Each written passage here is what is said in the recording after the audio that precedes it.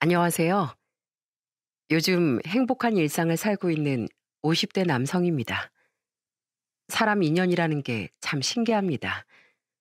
오랫동안 장사를 하며 참 많은 사람을 만났다고 자부하지만 아직도 이 인연이라는 것엔 매번 놀라요. 인연이 가져다 주는 선물은 생각지도 못한 것들이 많아서 이래서 인연을 소중히 해야 한다는 걸 늘 새롭게 배웁니다. 저는 오늘 추운 겨울 갑자기 찾아온 아주 특별한 손님에 대해 이야기해 보려고 하는데요. 이 다시 없을 인연이 어떻게 제 아들놈의 목숨을 구하고 어떤 놀라운 선물을 줬는지 기대해 주시기 바랍니다. 저는 설렁탕 가게를 운영 중인 평범한 한 집안의 가장입니다. 이 설렁탕 가게는 부모님의 부모님으로부터 내려온 것으로 지금 제가 3대째죠. 돈방석에 올라앉을 정도는 아니지만 단골 손님이 꽤 있어 남에게 아쉬운 소린 할 일이 없었습니다. 그저 제 손발 열심히 움직여 일하면 그걸로 충분했죠. 하지만 그런 저에게도 걱정은 하나 있었는데 그건 바로 제 아들 현우였습니다. 아이를 키우는 모든 부모들의 가장 큰 걱정이 바로 자식이겠지만 그것과는 조금 결이 달랐죠. 불과 몇 년 전까지만 해도 전 이놈을 걱정한 적도 또 걱정할 일도 없었으니까요. 그도 그럴 것이 현우는 어려서부터 명석하고 성격이 활달해 온 집안의 사랑을 듬뿍 받고 자랐거든요. 공부와 크게 인연이 없었던 저희 부부에게도 아주 큰 자랑이었죠. 각종 경시대회에 나가 상을 받아오는가 하면 바쁜 제 부모를 대신해 동생도 아주 잘 챙겼어요. 저희에게도 아주 극진했는데 전 어떻게 이런 아이가 내 자식으로 태어났나 늘 감사했습니다. 가게 일로 지친 저희의 손발을 매일 주무르며 재롱을 떠는 현우가 저희 부부의 커다란 기쁨이었거든요. 아빠, 엄마, 제가 나중에 크면 돈 많이 벌어서 여행도 시켜드리고 맛있는 것도 사다 드리고 다 해드릴게요. 어이구, 이놈아, 돈을 얼마나 벌려고? 그거 다 하려면 널 팔아도 부족하겠다. 돈이 많으면 걱정도 그만큼 느는 법이야. 그러니까 돈은 그저 적당히 남들에게 아쉬운 소리 하지 않을 정도만 있으면 돼. 알겠니? 난 너한테 그저 바라는 거 없다. 그냥 너 하고 싶은 공부 마음껏 하고 건강하게만 자라. 알았지? 그게 자식이 부모에게 하는 최고의 효도고 부모가 받을 수 있는 최고의 복인 법이야. 네, 그럼 저 건강하게 열심히 공부할게요.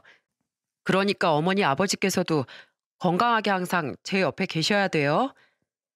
현우는 자신이 말한 것을 어기는 법이 없어서 열심히 공부했고 명문대에도 한 번에 합격했습니다. 이제 어른이 되었으니 학비 정도는 스스로 내겠다며 매번 장학금도 타왔어요. 어디 그뿐인 줄 아십니까? 그렇게 공부를 하면서도 과외다 뭐다 아르바이트까지 해서 모은 제법 큰 돈을 용돈이라며 턱 내놓기도 했어요. 한창 나이라 하고 싶은 것도 갖고 싶은 것도 많았을 텐데 부모 생각을 그렇게 하는 속 깊은 놈이었죠. 그렇게 잘난 아들놈이 저희 부부의 가장 큰 걱정거리가 된 이유는 불행한 사고 때문이었습니다. 당시 현우는 대학을 졸업하고 사회로 나갈 준비를 하고 있었어요. 다만 그때 젊은이들 사이에서 한창 배낭여행이 유행을 했는데 이놈도 꽤 흥미를 가지고 있었죠. 그간 자신이 할 수 있는 모든 일을 하며 열심히 살아온 아들놈에게 저는 선물을 주고 싶었습니다. 그래서 현우가 평소 갖고 싶어 하던 자전거를 사주며 이렇게 말했죠. 너 그 국토대장정인지 배낭여행인지 하고 싶다며? 이제 취업하면 여유롭게 여행 가기도 힘들 텐데 한번 다녀와. 그런 것도 다 경험이고 공부가 되는 거니까 괜찮아. 사내 자식이 세상이 얼마나 넓은지 한 번쯤 눈에 담아는 둬야지. 현우는 뛸 듯이 기뻐하며 여행을 준비했습니다. 어찌나 자전거를 애지중지 관리를 하는지 제 동생을 그렇게 아끼는 놈이 그 자전거만은 손도 못 대게 했죠. 일주일 정도 다녀올 거라며 매일 가게에서 돌아온 저희에게 제 여행 계획을 세세하게 이야기해 주기도 했습니다. 방안에 지도며 여행책 따위를 펼쳐놓곤 하나하나 손가락으로 짚어가며 눈을 반짝였죠. 그렇게나 좋아하는 아들놈을 보고 있자니 참 감회가 새로웠습니다. 자기 관리가 워낙 철저한 녀석이라 그간 하고픈 것도 꾹 참았을 텐데 이렇게 애 같은 모습을 볼 수 있어 덩달아 즐겁고 기뻤죠. 하지만 전 그때 현우에게 자전거까지 사주며 여행을 부추긴 것을 평생 후회하게 되었습니다. 현우에게 닥친 그 크나큰 불행이 그 여행 때문에 일어나게 될 줄은 꿈에도 몰랐으니까요. 아들은 여행을 간 후 갑자기 연락이 안 되더라고요. 날은 어둑해지고 비도 그쳤는데 하루에도 몇 번이고 온갖 시시콜콜한 사진을 보내고 전화라던 놈이 간간무소식이었어요. 결국 극도로 불안해진 저희 부부는 급기야 가게 문을 닫고 전화를 기다렸습니다. 혹시나 무슨 일이 생기면 당장 차를 끌고 달려갈 생각까지 하면서 말이죠. 그렇게 가게 문을 닫고 한두 시간 정도 지났을까요? 밖이 완전히 어두워지고 나서야 전화벨이 울렸습니다. 발신인은 현우, 바로 아들놈이었죠. 저는 발신인을 확인하자마자 벼락같이 달려들어 냉큼 전화를 받았어요. 그럼 그렇지, 내 아들놈에게 무슨 일이 생길 리가 없지 생각하면서 말이죠. 너 현우 이놈아, 너 지금이 몇 시인 줄 알아? 너 대체 어떻게 된 거야? 아, 저기 김현우 씨 아버님 되십니까? 여기 병원입니다. 다름이 아니라 아드님께서 지금 사고가 나서 저희 병원으로 이송이 됐는데 아무래도 급히 와주셔야 할 것 같습니다. 병원 관계자의 말에 따르면 현우는 폭우 속에서 마주 달려오던 차와 부딪혀 사고가 났다고 했어요. 저희 부부는 곧장 병원으로 가 아들을 찾아 헤맸습니다. 그리고 여전히 정신을 차리지 못하고 누워있는 아들놈을 발견하고 그 자리에서 쓰러지듯 주저앉아 목 놓아 울었습니다. 아이고, 이놈아, 이게 다 무슨 일이야? 이게 다 무슨 일이냐고. 너 또 장난하는 거지? 그치? 애비가 왔는데 왜 여직 이러고 누워있어? 정신 차려봐 이놈아. 그만 자고 일어나서 다 거짓말이라고 해. 제발 일어나라고. 현우야, 아이고, 현우야, 눈 좀 떠봐. 엄마 왔어. 엄마 왔다고. 제발 좀 일어나봐. 당신, 내 그러게 불안하다고 했잖아. 날씨가 영 심상치 않은 게 현우가 이러고 연락 한 통 없을 애가 아닌데 내가 그랬잖아. 알 수 없는 온갖 호수를 꽂고 붕대를 칭칭 감은 아들의 모습은 처참하기 이를 데가 없더군요. 다행히 살아는 있었지만 창백한 낯빛이며 꼭 감은 눈이 마치 죽은 사람 같았죠. 옆엔 아들이 입었던 옷이 잘려진 채 놓여 있었는데 그 사고가 얼마나 참혹했었는지 알 수 있었어요. 그걸 보고 아들을 다시 보는데 마치 제 몸이 잘려나가기라도 한 것처럼 아프고 마음이 저려왔습니다. 아낸 급기야 그 자리에서 실신을 하기 이르렀고요. 보다 못한 의사 선생님과 간호사 선생님이 진정하시라며 달려왔고 아들의 상태에 대해 설명해 주셨습니다. 지금은 많이 안정되어 생명에 지장은 없다시면서요. 다만 차 아래에 다리가 깔렸는지 하반신이 마비가 왔다고 했습니다. 재활을 할 수는 있지만 앞으로 걷지 못할 가능성도 있다고 부모님들께서 마음을 굳게 드시고 의지가 되어 주셔야 한다고 말이죠. 앞길이 구말린 미래 창창한 놈이 하반신 마비라니. 전 힘없이 아들의 침대 옆에 앉아 손을 꼭 붙잡고 눈물을 줄줄 흘렸습니다. 그래도 살아있으니 그게 어디냐. 살아만 있으면 언젠간 전부 극복할 수 있을 것이다. 내 아들이니까 심지가 곱고 강한 놈이니 우리만 정신 차리면 다 괜찮아질 거다. 몇 번이고 되뇌면서요.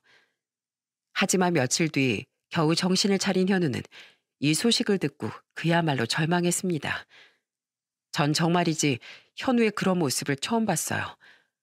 늘 밝고 침착하고 사람 좋던 그놈이 울며 불며 절규하는데 도저히 지켜볼 수가 없는 지경이었습니다. 선생님, 저 그럼 다시 못 걷나요?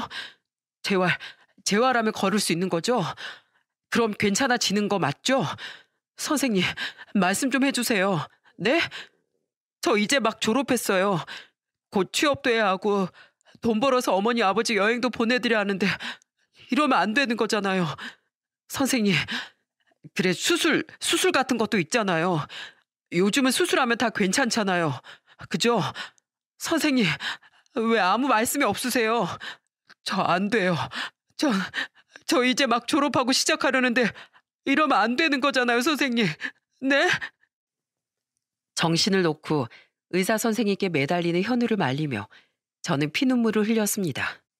괜찮다고, 무슨 방법이 있을 거라고, 어떻게든 이 애비가 고쳐주겠다며 책임질 수도 없는 약속을 반복하면서요.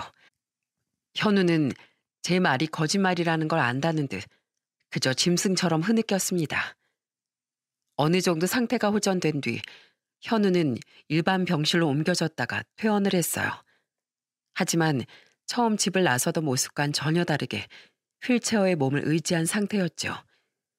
현우는 포기하지 않고 재활훈련을 받아보겠다고 선언했고 저희 부부는 있는 힘껏 그런 현우를 지지했습니다.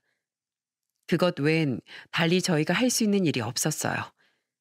경찰 쪽에서 뺑소니 범을 열심히 찾고 있다곤 했지만 워낙 외진 곳이라 CCTV도 없어서 다들 회의적인 반응이었으니까요. 아무튼 재활훈련은 정말 힘들고 고된 과정이었습니다. 고작 한 발짝 내디뎌 보려 시도하는 것조차 힘들어 식은땀을 뻘뻘 흘리는 아들의 모습이 너무나 가슴 아팠어요.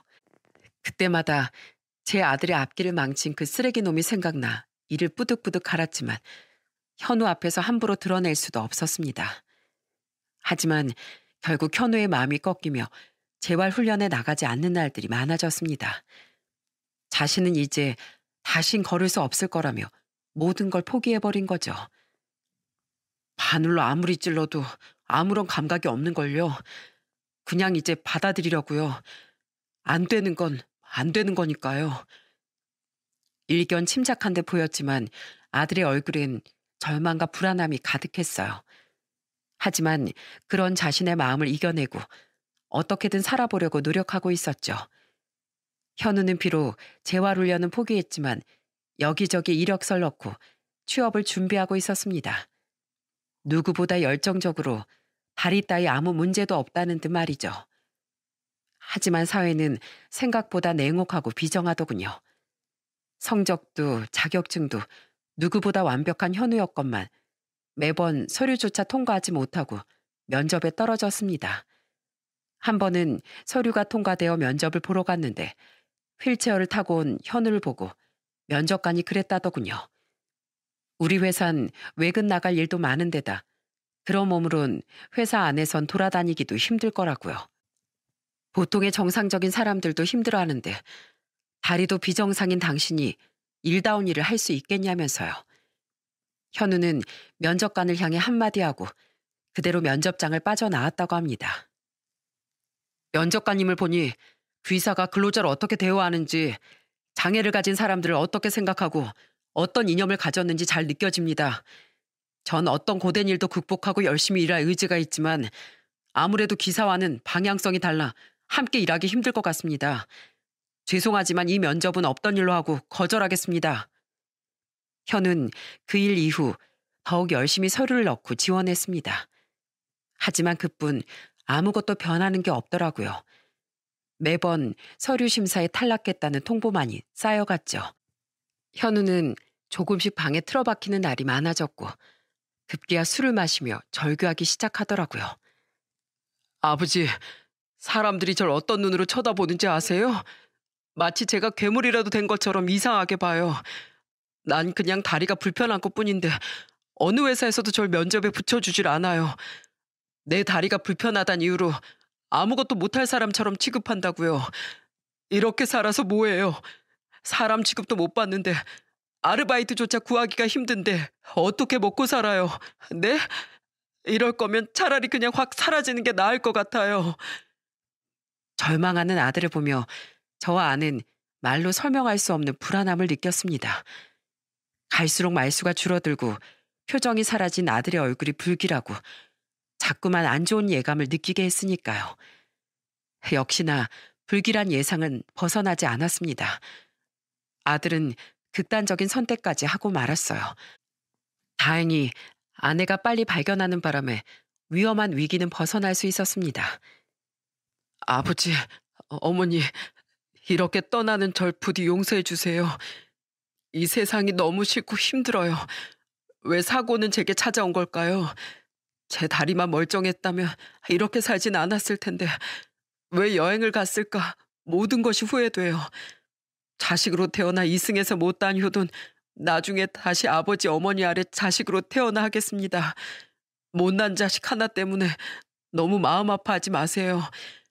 그냥 좋은 곳으로 여행을 떠난 거라고 그렇게 생각해 주세요. 죄송해요. 정말 죄송합니다. 몇 번이고 아들의 유서를 반복해 읽으며 전 가슴을 내리쳤습니다. 가슴에 바위라도 올린 양 숨조차 쉬어지지 않는데 생살이 찢기는 듯 몹시도 고통스럽더군요. 온몸에 피가 마른 기분을 느끼며 저 안은 그런 현우를 도자기 다루듯 보살폈고요. 언제 어떤 일이 일어날지 몰랐기에 함부로 현우에게서 눈을 뗄 수가 없더군요. 까딱하면 자식 앞세운 부모가 되게 생겼으니 그 고통을 이루다 말할 수가 없었습니다. 하지만 먹고 살려면 어쨌거나 일은 해야 했고 결국 가게 문을 열어야만 했어요. 덕분에 아내와 저 작은 아들놈이 번갈아가며 그런 현우를 감시하고 보살펴야만 했죠. 그 후 몇 년간 저희 집은 겉보기엔 얼핏 평화로워 보였지만 그야말로 불안하고 위태로운 상황이었어요. 그래서 그날도 평소보다 조금 이르게 가게 문을 닫고 집으로 돌아가려던 참이었습니다. 불이 꺼진 가게 문을 잠그던 저를 향해 누군가 간절히 부탁하기 전까진 말이죠. 그분으로 인해 제 인생이 뒤바뀌는 순간이었습니다. 사장님, 사장님, 지금 문 닫는 중이신 건 알지만 혹시 지금 설렁탕 한 그릇만 포장해 주시면 안 될까요? 제가 정말 너무 급해서 그럽니다. 부탁드려요. 참 이상한 사람이다 싶었어요. 그도 그럴 것이 고작 설렁탕 한 그릇에 급할 일이 뭐가 있겠습니까? 심지어 이미 솥에 불을 끈 지도 오래고 가게도 전부 마감했는데 말도 안 되는 부탁이었죠. 아들놈이 아직 불안정한 상황이라 빨리 집으로 돌아가고 싶기도 했고요. 그래서 거절하려는데 그 기색을 눈치챘는지 그 사람이 그러더군요. 사실 지금 어머니께서 오늘 내일 하시는데 입맛이 통 없으신지 뭘 제대로 드시질 못해요. 병중이셔서 잘 드셔야 하는데 의사도 이대로는 정말 위험하다고 하고요. 그런 어머니께서 처음으로 드시고 싶으시다 하신 게 바로 이 집 설렁탕입니다. 이미 늦은 시간이라 어려우신 건 알지만 사람 하나 살린다 치고 제발 부탁드립니다. 어떻게 좀 안 될까요? 그 말을 듣자 도저히 안 된다는 말을 할 수가 없더군요. 아내도 안쓰럽다는 듯 저를 쳐다보며 눈짓을 하고 있었고요. 하는 수 없이 셔터까지 내린 가게 문을 다시 열고 불을 켰습니다. 그 손님은 정말 몇 번이고 고개를 숙이며 감사 인사를 전했어요. 감사합니다. 정말 감사합니다. 전부터 드시고 싶다고 하셨는데 제가 사업 때문에 바빠 신경을 못 썼습니다. 살아계실 때 더 잘해드려야 하는데 제가 참 불효자죠. 그나마 사장님 덕에 오늘 제가 사람 노릇 해봅니다. 정말이지 감사드립니다. 별것도 아닌데요 뭘. 거기 잠시 앉아 계세요. 이미 불을 내린 지 오래라 시간은 좀 걸릴 수 있는데 괜찮으시겠어요? 그럼요. 당연히 기다려야죠. 번거로우실 텐데 그저 해주신다고 하신 것만으로도 너무 감사드립니다. 저는 분주하게 불이 꺼진 냄비에 불을 붙이고 음식을 준비했습니다. 홀에선 아내가 손님에게 물 한 잔을 내어드리고 있었어요. 그리고 얼마 지나지 않아 손님이 뭔가를 받는지 잔잔하게 대화를 주고받는 소리가 들렸어요. 저 사장님, 혹시 이 사진은 예전 사장님 사진인가요? 어머나, 네, 맞아요. 이 가게는 저희 시부모님께 물려받은 곳인데 그 사진도 시부모님과 그때 가게 같이 일하셨던 분들이세요. 혹시 아시는 분이라도 있으신가요? 사실 여기 이분이 저희 어머니십니다. 예전에 한창 어려우실 때 여기서 일하셨다는 이야기를 듣긴 했는데 이렇게 사진이 남아 있었군요. 사장님과도 많이 친했다며 종종 이야기하셨었는데 정말이셨나 봐요. 아직 젊고 건강하셨을 때 사진을 보니 부끄럽지만 눈물이 나네요. 이때 사진은 남은 게 거의 없으시거든요. 손님의 어머니께서 돌아가신 저희 어머니와 친하셨다고 하니 호기심이 들더군요.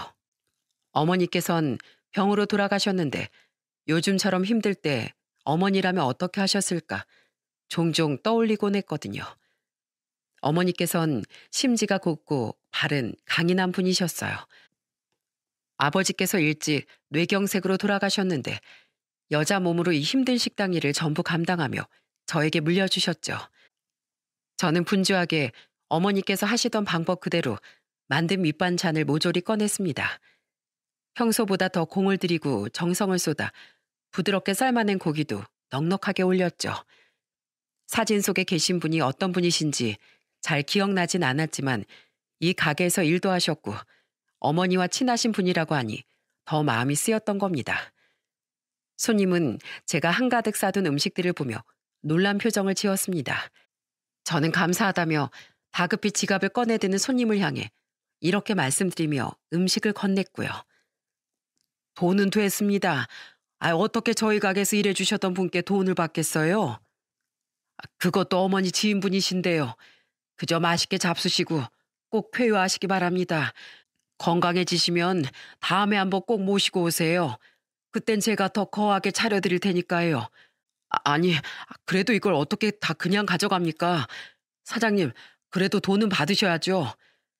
그쪽 어머니께 돈 받고 음식 내드렸다고 하면 저 나중에 하늘에서 어머니 뵀을 때 아주 혼쭐이 날 겁니다. 그러니까 그냥 마음 편히 가져가세요. 저희 어머니 엄청 무서운 분이시거든요. 손님은 거듭 고개를 숙이곤 명함을 한 장 건네고 서둘러 가게를 빠져나갔습니다. 명함엔 장혁준이란 이름 세 글자와 회사의 대표 이사라는 직함이 써있더군요. 어려우셨다던 분이 아들을 저리 훌륭하게 사업가로 키웠으니 얼마나 뿌듯하실까 생각하며 저는 작게 웃었습니다. 다시 가게를 정리하는 일이 귀찮을 법도 한데 간만에 기분이 무척 좋았어요. 이런 인연도 있구나 싶고 나중에 기회가 되면 한번 뵙고 싶다고 생각했죠. 그리고 인연은 인연인지 어머니 친구분이시라던 그분을 만날 기회는 생각보다 빨리 찾아왔습니다. 외국에 출장 중이라던 그분이 가게로 전화를 걸어오신 것이었어요. 사장님, 안녕하세요. 혹시 저 기억나실까요? 이틀 전 설렁탕 포장해 갔던 사람인데요. 다름이 아니라 제가 지금 사업 때문에 외국에 출장을 나왔는데 어머니께서 또 식사를 전혀 못하고 계시다고 해서요. 염치 없지만 사장님 댁 설렁탕이면 잘 드실 것 같은데 어떻게 배달이 좀 될까요? 배달비가 많이 나와도 괜찮습니다. 제발 좀 부탁드립니다. 그럼요, 됩니다. 안 그래도 꼭 한번 뵙고 싶었는데 제가 직접 배달해 드리겠습니다. 정말 감사합니다, 사장님. 제가 이 은혜는 정말 꼭 갚겠습니다. 저는 선선히 알겠다 말씀드리고 아내에게 이야기한 뒤 정성껏 음식들을 포장했어요. 소분했다가 몇 번은 더 드실 수 있도록 양도 넉넉하게 챙겼고요. 그렇게 전 양손 무겁게 음식을 싸들고 손님이 알려준 병원으로 조심스럽게 차를 몰아 배달을 갔습니다. 그리고 그곳에서 저를 보고 몹시도 반가워하는 할머니 한 분을 만날 수 있었습니다. 아이고 세상에, 경희 언니 아들 맞지? 장우, 그래, 김장우 맞지? 이게 얼마만이야 그래. 아직 얼굴이 남아있구만. 경희 언니 다리에 매달려 놀아달라고 떼쓰던 모습이 눈에 선한데 내 죽기 전에 이렇게 경희 언니 아들 얼굴을 다 보고 가는구만. 그래, 잘 살았어. 내 기억은 나고. 어렸을 때라 잘 기억이 나지 않는다 말씀드리자 할머니께선 괜찮다며 선선하게 미소를 지으셨어요. 그리고 자신의 이름이 김선애며 어릴 때 절 종종 업고 놀아주기도 했다고 하셨죠. 전 죄송한 마음에 바리바리 싸들고 온 음식들을 내려놓고 바로 상을 차려드렸습니다. 어쩜 맛이 그대로구나. 경희 언니가 해주던 딱 그 맛이야. 내가 경희 언니를 처음 만났을 때도 설렁탕을 얻어먹었는데 장우 너한테도 또 이렇게 설렁탕을 얻어먹네. 사람이란 인연이라는 게 참 묘해. 이젠 소식이 끊겨서 다시 못 볼 줄 알았는데 장우 너라도 만나서 얼마나 다행인지 몰라. 어머니께선 20년 전에 작고하셨어요. 병이 좀 있으셨는데 오랫동안 투병하시다가 일찍 돌아가셨어요. 그래, 그랬구나. 내가 못된 년이지. 난 네 어머니 없었으면 아마 이 세상 사람도 아니었을 게다. 예? 할머니께선 어머니와 인연을 이야기하기 시작하셨습니다. 어머니께서도 그러셨지만 할머니께서도 참 인생의 굴곡도 많고 녹록지 않은 삶을 사셨더군요. 할머니께선 어려서 부모님께서 돌아가신 뒤 첫 번째 남편과 만나 일찍이 결혼을 하셨다고 해요. 하지만 남편은 일하던 공장에서 사고가 나 그대로 세상을 떴는데 시댁에선 남잘 잡아먹는 년이라며 할머니를 내쫓았다고 했어요. 그렇게 시댁에서 쫓겨나 여기저기 일을 하다 아이를 가진 걸 알게 되었는데 차마 지울 수가 없으셨다더군요. 여자 혼자 몸으로 아이를 낳고 키운다는 게 그 시절에는 어떤 것인지 대강은 알지만 그래도 포기할 수가 없었답니다. 참 힘들었어. 정말 죽고 싶을 만큼. 하지만 그럴 수 없었네.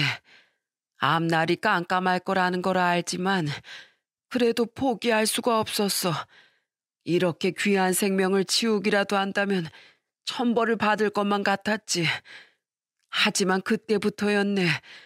내 시련과 역경이 갈 데도 없었고 누구 하나 도와주는 사람도 없었어. 하지만 딱 한 사람, 내 손을 잡아준 사람이 있었네. 그게 바로 자네 어머니일세. 정말요? 그래. 손발이 꽁꽁 얼 정도로 추운 날씨였어. 하루 종일 헤맸는데 깐난쟁이 딸린 여자를 써줄 곳이 있을 리가 없었지. 그러다 경희 언니의 가게를 발견한 거야. 날은 어둑어둑해서 무서운데 따뜻하게 불이 켜진 그 설렁탕 집에 사람을 구한다는 글을 보고 어찌나 반갑던지 일단 들어가서 물어나 보자고 무작정 들어가서 자리에 앉았어. 근데 경희 언니가 날 보더니 깜짝 놀라며 그러는 거야. 젊은 세대기 이 추운 날 깐난쟁이까지 데리고 혼자 왔느냐고. 손이 꽁꽁 얼어서 얼음덩이 같다며 날로 옆으로 자리까지 바꿔주면서 말이지. 하루 종일 여기저기 거절만 당하던 할머니께선 난생 처음 보는 사람이 그렇게 따뜻하게 대해주니 순간 눈물이 핑 돌았다고 합니다. 결국 참지 못하고 눈물을 뚝뚝 흘렸더니 갓난쟁이도 제 엄마가 우는 걸 알았는지 울음을 터뜨리고 난리도 그런 난리가 없었다고요. 그렇게 한참을 말도 못하고 울다 겨우 그치고 혹시 아직도 사람을 구하느냐 물었는데 제 어머니께서 이렇게 말씀을 하셨답니다. 이 추운 날에 갓난쟁이까지 얻고 다닐 정도니 사연은 말 안 해도 알겠어요. 그래, 나야 우리 가게에서 일해준다면 대환영이야. 근데 괜찮겠어요? 이 설렁탕 가게가 그래도 이 근방에선 터줏대감이라 손님이 아주 많아서 일이 힘들어. 물론 일만 해준다면 가게에 딸린 깨끗한 방도 한 칸 내줄 수 있고 애도 내가 같이 돌봐줄 수 있는데 어때? 같이 일해 보실래요? 되려 같이 일해달라며 조르는 어머니를 향해 할머니께선 몇 번이고 고개를 끄덕이셨답니다. 자신을 가여워하며 때론 언니처럼 또 친구처럼 어머니처럼 챙겨주는 저의 어머니가 그렇게 고마울 수 없었다고요. 그렇지 않아도 가지고 있던 돈도 뚝 떨어지고 당장 하룻밤을 보낼 곳도 없었던 처지라 저희 어머니가 할머니께는 그야말로 하늘에서 내려온 동아줄 같았답니다. 그렇게 할머니께선 어머니 가게에서 숙식을 해결하며 아이를 키울 수 있게 되었다고요. 세상 누가 등에 갓난쟁이 업은 여자에게 그렇게까지 해주겠어.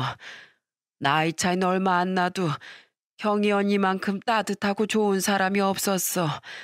심지어 한 번은 애가 아파서 쓰러졌는데 너무 놀라 경황도 없던 날 대신에 경희 언니가 글쎄 애를 등에 업고 병원으로 달려간 적도 있었지. 할머니께선 들고 있던 숟가락을 내려놓곤 급기야 눈물을 뚝뚝 흘리셨어요. 그때만 생각하면 눈물이 난다고. 갚아야 할 은혜가 한두 가지가 아니라면서 말이죠. 심지어 아이가 쓰러졌을 때 병원에서 청천벽력 같은 진단을 받았는데 그때도 저희 어머니께서 많은 도움을 주셨다고 하셨습니다. 그때 병원에서 혁준이에게 소아암이라는 진단을 내렸었지. 암은 초기에 빨리 잡아야 하는데 먹고 살기 바쁜 내가 뭐가 있을 턱도 없고 치료비도 너무 비쌌어. 도저히 내가 감당할 수 있는 돈이 아니었지. 지금처럼 갖가지 보험을 들 수 있는 상황도 아니었고 말이야. 근데 경희 언니가 잠시 밖에 나갔다 오더니 이야기 좀 하자며 날 끌고 가는 거야. 그러곤 척 보기에도 묵직한 봉투를 내 손에 쥐어주면서 이렇게 말했어. 우선 애부터 살리고 생각하자고. 사람이 염치가 있지. 어떻게 사람이 그 돈을 넙죽 받겠느냐 생각은 하면서도 솔직히 탐이 났었다고 할머니께서 말하셨어요. 그래서 손이 갈 곳을 모르고 갈팡질팡 하는데 저희 어머니께서 그 손을 턱 붙잡고 봉투를 쥐어주셨다고요. 그리고 어머니께서 할머니께 말씀을 하시는데 정말이지 울지 않을 수가 없었답니다. 아무리 돈이 중해도 사람 목숨보다 중하겠어? 정신 차려. 어떻게든 애는 살려야 할 거 아니야. 그렇게 받기 부담스럽고 부끄러우면 나중에 갚아. 그러면 되잖아. 아직 젊고 한창인데 뭐가 무서워? 어? 열심히 일해서 다 갚아. 그러면 되는 거야. 알았지? 다행히 아이는 어머니께서 주신 돈으로 무사히 치료를 받고 다시 건강해졌답니다. 할머니께선 어머니의 말씀대로 열심히 가게에서 일하며 그 돈을 조금씩 갚아 나가셨고요. 두 분의 사이가 워낙 좋아 시장에선 혹시 숨겨둔 친자매냐고 묻는 사람들도 많았다더군요. 한 번은 혁준이가 동네 애들한테 애비 없는 자식이라고 놀림을 받아 우는데 경희 언니가 나서서 대신 혼쭐을 내준 적도 있단다. 너도 네 어머니 알지? 화나면 아주 무서운 거. 부모들도 찍소리 못하게 화를 내는데 그 뒤론 동네에서 우리 혁준이 놀리는 애들이 싹 다 사라졌지. 그뿐인 줄 아니? 내가 몸살이 나서 들어누웠을 때 밤새 물수건 갈아주며 간호해준 사람도 경희 언니였어. 혁준이 씻기고 도시락 챙겨 학교까지 보내고 가게 일까지 돌보면서 말이야. 정말이지 훌륭한 분이셨어. 경희 언니가 없었다면 나도 혁준이도 그날 그 추운 시장 골목에서 아마 얼어 죽고 말았을 거야. 난 지금도 부모님이란 글자를 보면 어릴 때 돌아가셔서 기억도 잘 나지 않는 친부모님보다 경희 언니가 가장 먼저 떠올라. 언닌 내게 그런 사람이었어. 할머니께서는 흐느끼며 사실 그때 혁준이의 병원비도 다 갚지도 못했다며 자신이 죄인이라며 흐느끼셨습니다. 그리고 할머니는 어머니와 연이 끊어진 이유를 말해주셨어요. 알고 보니 손님 중 사업을 한다는 사람을 만났는데 그 남자랑 재혼을 하고 중국으로 이사를 가셨다고 했습니다. 근데 그 결혼 생활은 지옥 같았다고 말씀해 주셨어요. 처음엔 좋은 사람인 줄 알았어. 늘 날 아껴주고 특히 우리 혁준이를 귀여워해서 앞으로도 잘 살 수 있을 거라 생각했어. 그런데 중국에 도착하고 나서 처음엔 아무 문제 없었네. 중국에 간 지 10년 동안 자네 어머니랑 연락도 하고 지냈었고 근데 10년이 넘어가니까 매일같이 여자를 만나며 바람을 피우고 술을 진탕 마시더니만 결국 도박까지 손을 댔지. 내 이런 말까지 하기 참 부끄럽네만 손찌검이 시작된 것도 바로 그때쯤이었어.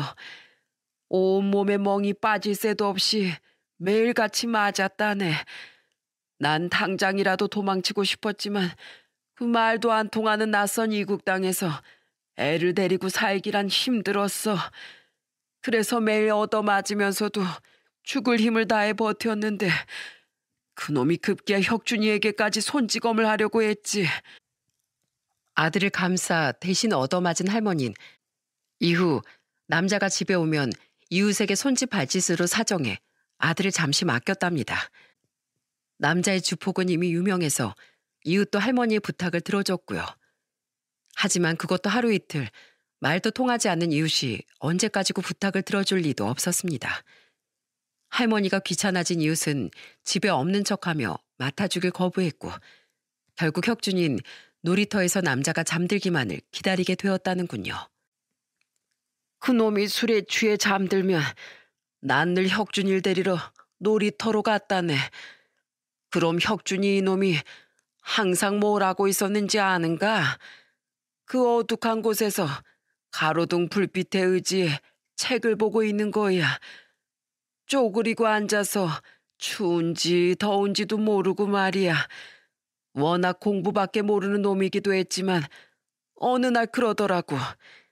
자기가 열심히 공부해서 날 책임지고 모실 거라고. 그땐 누구도 다시는 엄마를 때리지 못하게 할 거라고. 아들의 말에 할머니께선 정신이 번쩍 드셨답니다. 자신이 견딘다고 해결될 일이 아니라는 것을요. 그래서 한국으로 가겠다, 이혼하겠다 했지만 남자는 들어주지 않았답니다. 도망도 쳐봤지만 잡혀오길 수차례. 그렇게 세월은 야속하게도 흘러갔고 결국 할머니께선 그 남자가 죽고 나서야 겨우 한국에 돌아올 수 있었답니다. 급성 알코올 중독이었다는데 천벌을 받은 셈이죠. 그놈이 죽던 날 참 많이 울었어. 오해하지 말게. 슬퍼서가 아니라 기뻐서 울었으니까. 그놈의 술 때문에 내가 그 고생을 했는데 결국 자신도 술 때문에 죽다니. 하늘이 날 대신해서 벌을 내리셨다고 생각했지. 한국으로 돌아오신 할머니께선 어떻게든 열심히 살아보려 안 해본 일이 없었다고 했어요. 남자의 재산은 이미 술과 도박 여자 때문에 다 사라진 뒤여서 형편이 좋지 않으셨다고요. 그리고 그때 사실 이 가게에도 한번 오신 적이 있다고 하셨어요. 염치 없지만 그 세월을 겪고 한국에 돌아오니 제일 먼저 경희 언니가 보고 싶었어. 늦었지만 그간 연락 못해서 미안하다 사과하고 용서를 빌고 싶었지. 그런데 내가 가게 왔을 땐 이미 언니가 없었다네. 그게 어림잡아 17년 전이었는데 그때 알았어. 경희 언니가 이미 3년 전에 세상을 떠났다는 걸 말이야. 그날 설렁탕 한 그릇을 시켜놓고 할머니는 몰래 참 많이도 오셨답니다. 어머니에 대한 죄스러움과 그리움으로 목이 메어 도저히 먹을 수가 없었다고요.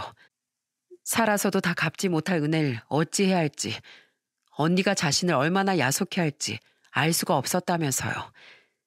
전 할머니께 어머니께선 다 이해하실 거라고 본래 그런 분이지 않느냐며 위로해드렸습니다. 할머니께선 자신이 죄인이라며 그 뒤로도 한참을 흐느끼셨고요. 할머니는 돌아가신 어머니를 많이 그리워하고 계신 걸로 보였어요. 그래서 어머니와의 추억이 그리워 그렇게 설렁탕을 주문하셨다고 하셨습니다. 사실 내가 음식을 잘 먹질 못하네. 먹지 못하더라도 자네 어머니가 해준 이 설렁탕을 냄새라도 맡고 싶었네.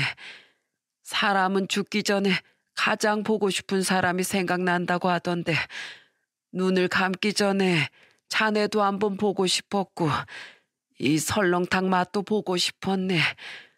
이렇게 찾아줘서 고맙네. 정말 고마워. 안쓰러운 마음이 든 전 그날 이후로 손님의 부탁이 없어도 할머니와 연락하며 종종 음식을 챙겨다 드렸습니다. 이상하게 마음이 그렇게 움직였어요.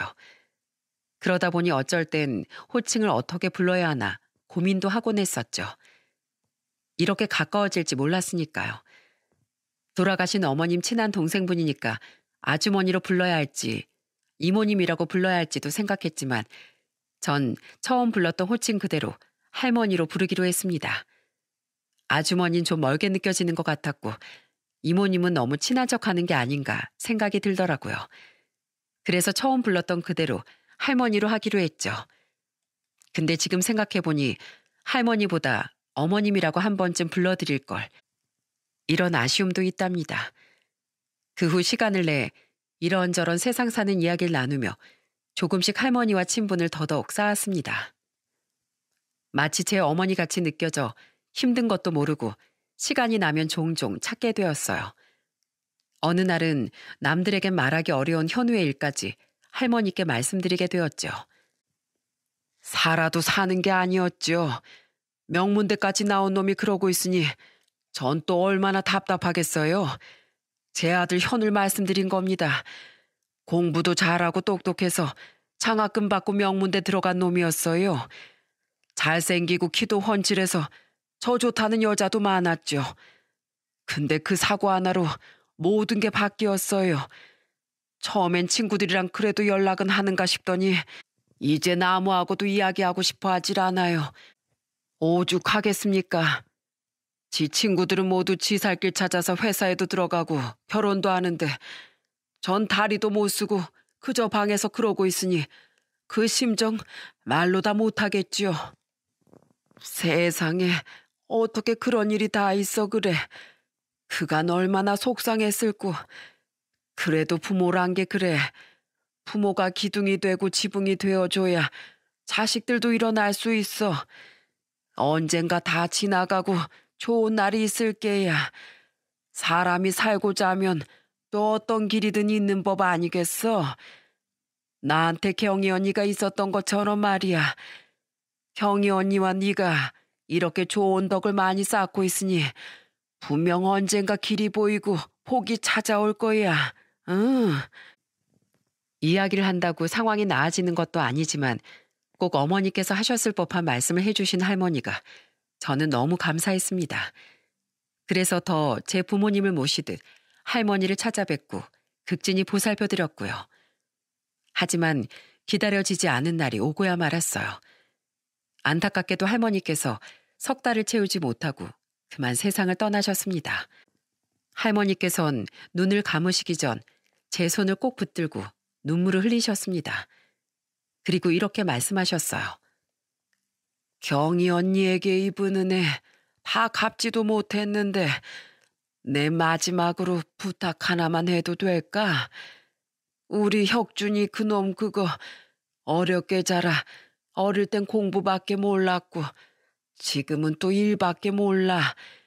경희 언니 일은 내 자네를 만나 이야기를 털어놓았으니 그나마 여한이 없지만 이제 눈 감으려니 그놈이 마음에 걸린다네. 자네만 괜찮다면 내가 죽어도 그놈 모른 척하지 말고 혹시 형제처럼 지내줄 수 있겠는가? 그렇게만 해준다면 내 그 은혜는 저기 하늘에 가서 자네 어머니를 잘 모시면서 갚겠네. 네, 할머니, 걱정 마세요. 꼭 그렇게 하겠습니다. 저는 반드시 그렇게 하겠다며 할머니를 안심시켜드렸습니다. 할머니께선 그제야 마음이 놓이시는지 살짝 웃으시곤 그대로 눈을 감으셨죠. 혁준인 이미 돌아가신 할머니를 끌어안고 오열했습니다. 지켜드리겠다 했는데 가시는 길도 지키지 못해 죄송하다며 어린아이처럼 울었어요. 그 모습이 어찌나 마음이 아프던지 마치 어머니께서 돌아가셨던 그날의 저를 보는 것 같았습니다. 저는 애써 눈물을 삼키고 그런 혁준이의 등을 두드리며 위로를 건넸습니다. 동생, 의사 선생님께서 그러시는데 고통 없이 평화로이 눈을 감으셨다는군. 마지막까지 동생 걱정을 하셨지만 내가 안심시켜 드렸다네. 혼자라 생각하지 말고 힘든 일 있으면 언제든 이야기하고 의지하게. 자네 어머니지만 사실상 내게도 어머니 같은 분이셨어. 그러니 우리 계속 호영호재하며 친형제처럼 의지하며 살아가자고. 혁준인 장례식 내내 몹시 슬퍼했지만 그래도 의연하게 할머니를 보내드렸어요. 저 또한 어머니를 2번 잃은 듯한 아픔으로 힘들었지만 할머니께서 제 어머니를 만나셨길, 그래서 지금 편안하고 행복하시길 기도했죠.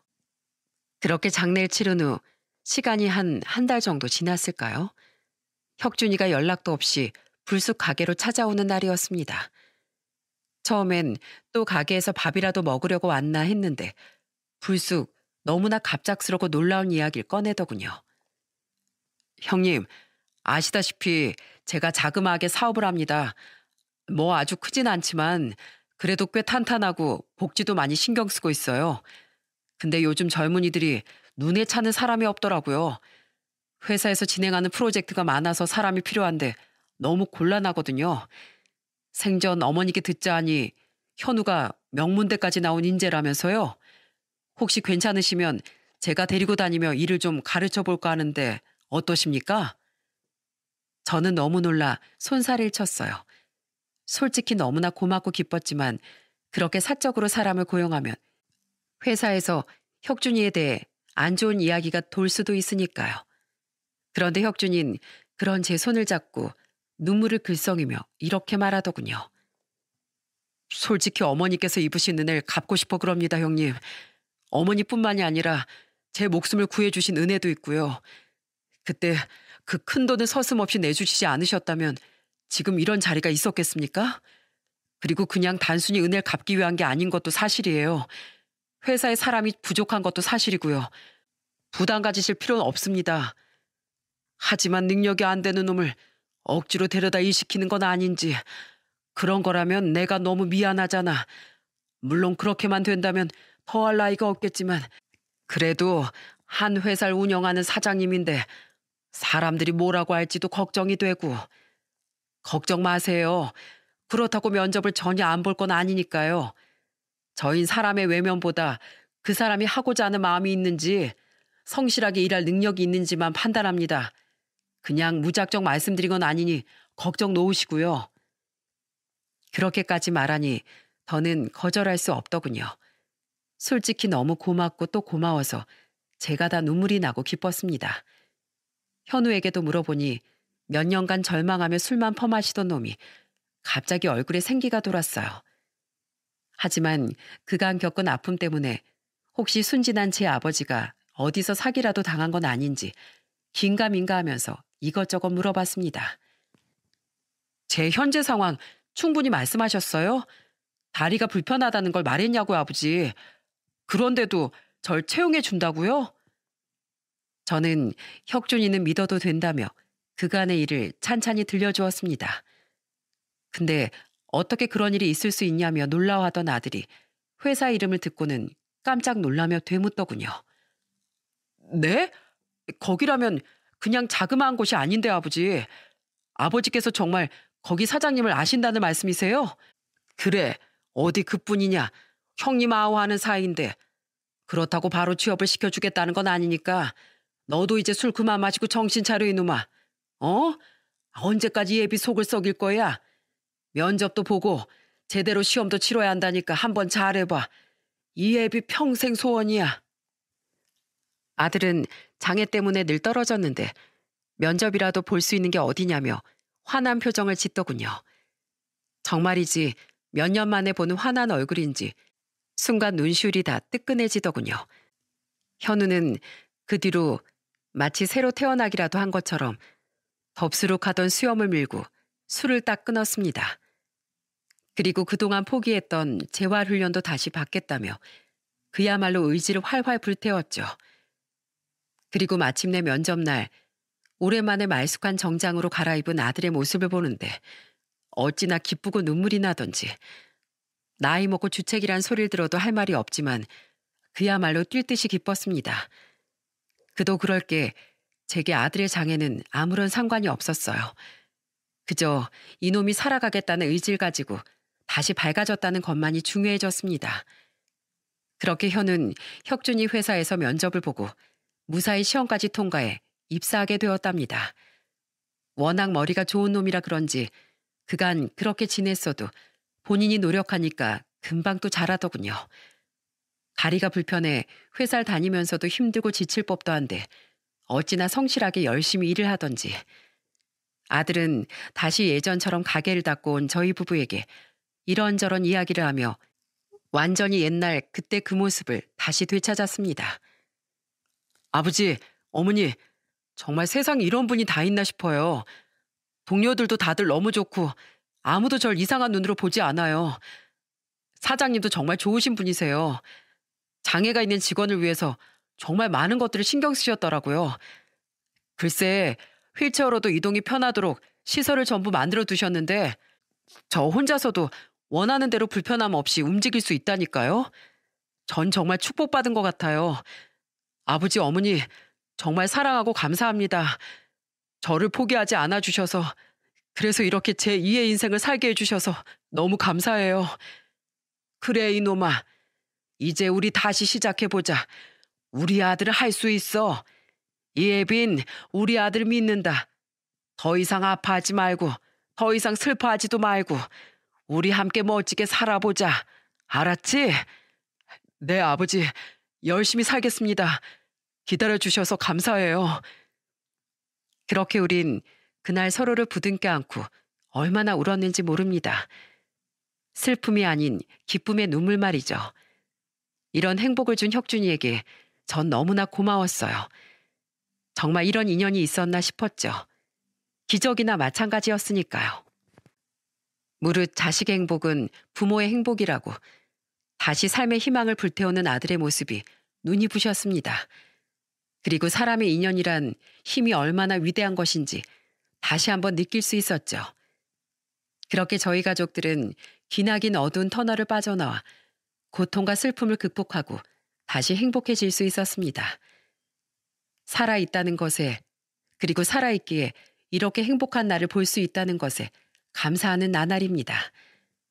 요즘 불경기로 먹고 살기도 힘든 세상이라는데 정말 뉴스만 봐도 세상이 참 팍팍하다는 걸 느끼곤 합니다. 하지만 때로 누군가에게 손을 내밀 수 있는 마음의 여유와 작은 온정이 더 큰 복을 불러오지 않나 싶어요. 추운 겨울, 늦은 밤 가게 문을 두드린 이 특별한 인연처럼 말이죠. 모쪼록 이 사연을 들으시는 여러분께서도 간에 화목하게 좋은 일 많이 생기시길 바랍니다. 길고 긴 이야기를 들어주신 모든 분들께 가슴 깊이 감사드립니다.